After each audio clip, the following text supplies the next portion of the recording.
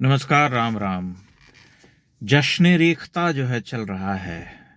अलग अलग शहरों में उसके कार्यक्रम हो रहे हैं, जिसमें कि गुलजार साहब और जावेद अख्तर साहब जैसे नामचीन शायर और गीतकार लोग आ रहे हैं और उर्दू गज़ल शायरी और सिनेमा में जो गीत रचे गए हैं उन सब का जश्न मनाया जा रहा है। बड़ी अच्छी बात है, ये होना चाहिए। जश्न रेख्ता तो वैसे भी हर साल आयोजित होता है, लेकिन इस बार जो है सिनेमा के जो बड़े प्रसिद्ध शायर और गीतकार रहे, साहिर लुधियानवी, मजरूह सुल्तानपुरी, हसरत जयपुरी और अन्य लोग, उन सब की याद जो है यहाँ एक साथ की जा रही है और उनके नाम पर जो है बड़ा ही जोरदार जश्न हो रहा है, नाच गाना संगीत आदि का।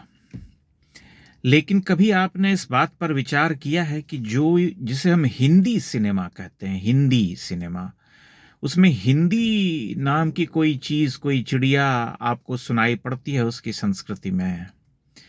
जो गुलजार साहब उर्दू जबान उर्दू जबान उर्दू जबान करते रहते हैं हर मंच पर, वो वस्तुतः हैं तो हिंदी सिनेमा के ही गीतकार ना।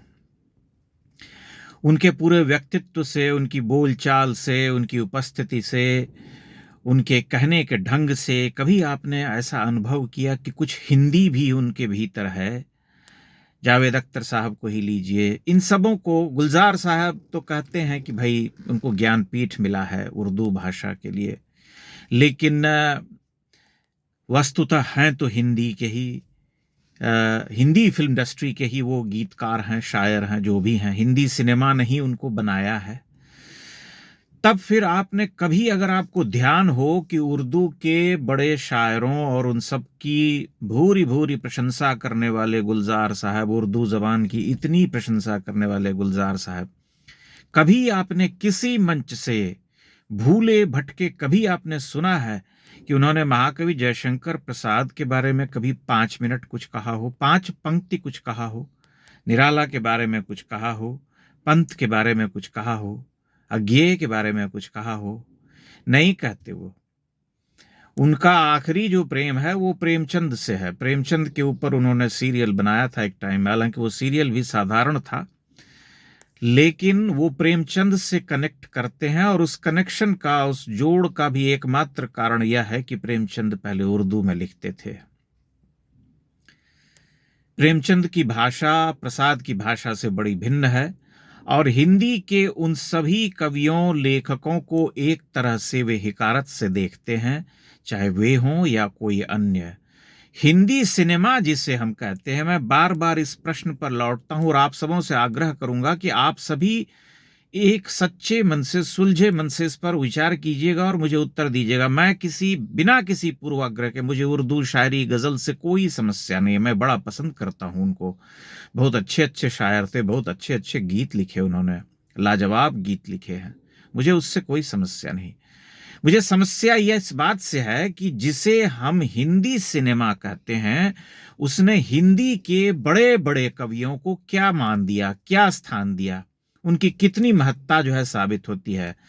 जो फिल्म इंडस्ट्री, जिस फिल्म इंडस्ट्री के सुपरस्टार अमिताभ बच्चन रहे हैं, उनके पिताजी हरिवंश राय बच्चन बहुत लंबे समय तक मुंबई में रहे, बंबई में बरसों बरस रहे हैं, लेकिन उनके प्रति भी कोई सम्मान या आदर का भाव इस पूरी फिल्म इंडस्ट्री में या इन शायरों की जो फ्रैटर्निटी है, इन्होंने कभी दिखलाई हो, ऐसा मुझे याद नहीं आता है। आपको अगर कोई ऐसी घटना याद आती हो जिसमें कि इन लोगों ने कभी हिंदी के कवियों को वहां बुला करके कोई मंच दिया हो, सम्मान दिया हो, कुछ आदर दिया हो?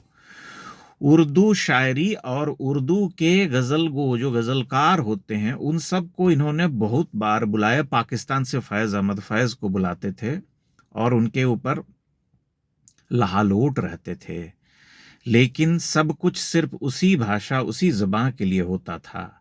हिंदी भाषा के लिए कभी नहीं हुआ, कभी नहीं हुआ, कभी नहीं हुआ। हिंदी के जो टावरिंग फिगर्स रहे, जो न केवल बहुत बड़े कवि थे, बहुत बड़े गद्यकार थे, बहुत बड़े विचारक थे, और मैं एक लेखक के रूप में अगर तुलना करूं कि एक लेखक क्या देता है अपने जीवन में, तो अगर मैं अज्ञेय जैसे व्यक्ति से तुलना करूं, जयशंकर प्रसाद जैसे व्यक्ति से तुलना करूं, निराला जैसे व्यक्ति से तुलना करूं, तो इन सब के सामने ये जितने गीतकार हैं, जितने शायर हैं, अपने आउटपुट में बहुत छोटे हो जाते हैं उनके सामने, बहुत ही छोटे।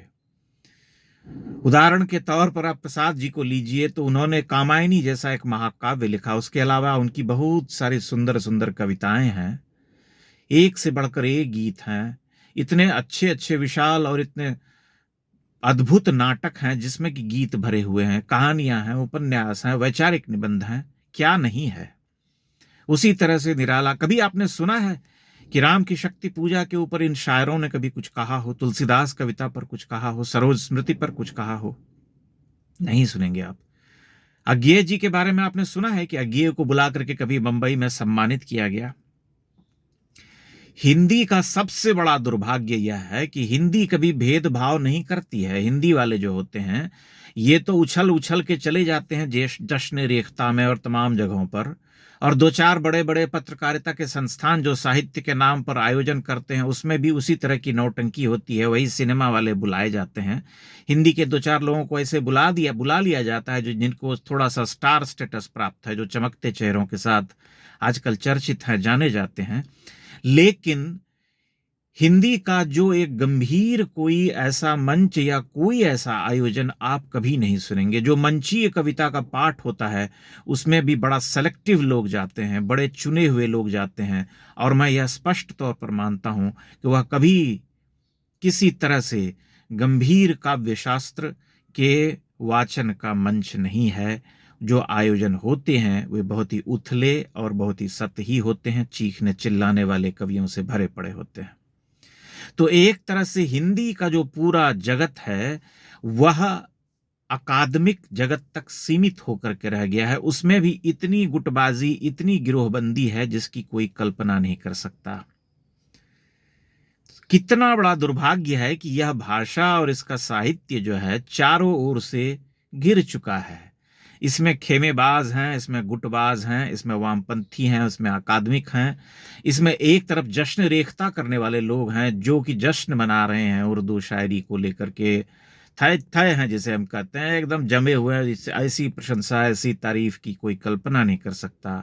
और हिंदी जो इस देश की इतनी बड़ी भाषा है, इतने बड़े समाज में बोली लिखी पढ़ी जाती है, उसका दुर्भाग्य यह है कि वह विलाप कर रही है। उसके लिए कोई ऐसा आयोजन करने वाला नहीं है। ऐसा नहीं है कि आज हिंदी में लिखने वालों की कोई कमी पड़ गई है। एक से एक बढ़िया लिखने वाले आज भी हैं। बहुत अच्छा अच्छा लेखन करने वाले लोग हैं और बहुत बड़ी मात्रा में हैं। लेकिन उन सब की कोई पूछ नहीं रही, क्योंकि भाषा के प्रति उसका पाठक जो है वह अत्यंत ही उदासीन है। उसे एक तरह से इन सब भाषा के जो उत्थान का जो ये कार्यक्रम होता है, भाषा के प्रति जो प्रेम का जो भाव होता है, जो समर्पण का भाव होता है, वह उसका जा चुका है, वह है नहीं। इसीलिए हिंदी में पाठकों की स्थिति यह है कि वह कभी भी बड़ी संख्या में दो चार पांच ऐसे नाम हैं उनको छोड़ करके किसी को पढ़ता नहीं, उसके प्रति ललक नहीं होती है पढ़ने की। ये एक ऐसी भाषा का दुर्भाग्य है जो इस देश में 60-70 करोड़ लोगों के द्वारा बोली जाती है, पढ़ी जाती है, लिखी जाती है। मैं जब ऐसा कोई सुनता हूं और इस तरह के कार्यक्रम देखता हूं, इस तरह के जलसे देखता हूं जिसमें कि इतने बड़े स्तर पर ऐसा आयोजन हो रहा है, तब मुझे भीतर से बहुत कष्ट होता है, पीड़ा होती है कि हम हिंदी के महाकवियों के लिए ऐसा कोई आयोजन क्यों नहीं करते हैं, या करते भी हैं तो वहां पर जिस तरह के खेमेबाज और गुटबाज लोग आ जाते हैं और जिस तरह के मंच को वे हथिया लेते हैं, उसे देखना पीड़ादायी होता है। पुस्तक मेले में जगह जगह इस तरह के आयोजन होते हैं, छोटे छोटे छुटभइये 5, 10, 20, 25 लोग जमा होते हैं, अपना भाषण देते हैं, निकल लेते हैं। देश में तत्काल प्रभाव से इस लोकतंत्र को बदल के कोई नया लोकतंत्र ले आना चाहते हैं, उनका एजेंडा तो एक ही लाइन पर चलता है। मैं स्वस्थ साहित्य के ऐसे आयोजनों की बात करना चाहता हूं, और यह सबसे सबसे दुर्भाग्य की बात यही है, सबसे बड़े अफसोस की बात यही है कि जो हिंदी सिनेमा है, जो हिंदी सिनेमा का संसार है, उसमें काम करने वाले कथित गीतकार, शायर, इन सभी लोगों को हिंदी कविता से कोई लेना देना नहीं है। इन सब ने कभी इनको सम्मान की दृष्टि से नहीं देखा। हालांकि जयशंकर प्रसाद, निराला, पंत, महादेवी वर्मा, अज्ञे इन सब के सम्मान के मोहताज नहीं हैं, लेकिन तब भी एक साझी संस्कृति की जब हम बात करते हैं तो उस संस्कृति में क्या दिखाई देता है? यह तो एक तरफा है मामला। फिराक गोरखपुरी जैसे शायर, जो कि हिंदी के बड़े बड़े कवियों का मजाक उड़ाते थे, एकमात्र निराला ऐसे थे जो उनकी लगाम खींच करके रखते थे तो वे हद में रहते थे, अन्यथा वे सभी का उपहास करते थे, कहते थे ये लोग कविता थोड़ी नहीं लिखते हैं।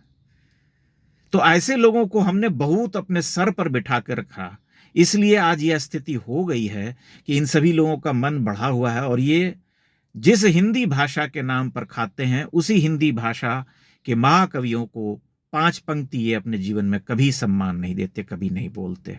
यह कितना कष्टप्रद है, किसी ऐसे व्यक्ति के लिए अत्यंत ही कष्टप्रद है जो हिंदी में लेखन करता है, और वह एक साधारण सा व्यक्ति मैं हूं। इसलिए इस पहलू पर सोचिएगा कि ऐसी क्यों दुर्गति हुई और इसका क्या उपाय है। बहुत बहुत धन्यवाद। प्रणाम।